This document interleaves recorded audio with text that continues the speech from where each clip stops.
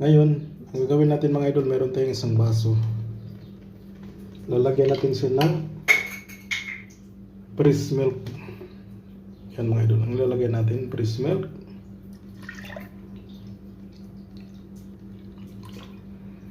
Yan. Tapos lalagyan natin siya ng condensed milk, pang tamis. Kung alam niyo na tong video mga idol, hindi ito para sa inyo, para ito sa mga yung hindi pa nakakaalam.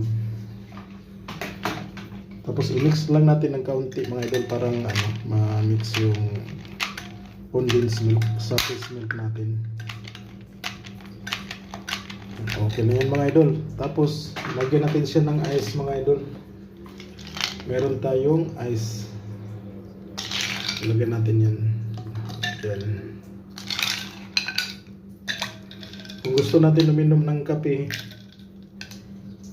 ice coffee mga idol, pwede mga idol. Hindi na tayo pupunta sa mga coffee shop, tayo na mismo gagawa. Simple lang. Panoorin niyo ito mga idol hanggang dulo para meron kayong matutunan yung hindi pa nila alam kung paano ito gawin. Sobrang marami yata yung natin. Baka hindi na magkasa yung Pumi coffee natin.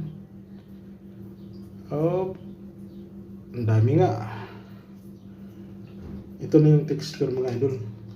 Sumubra mga idol kaya inuman na natin.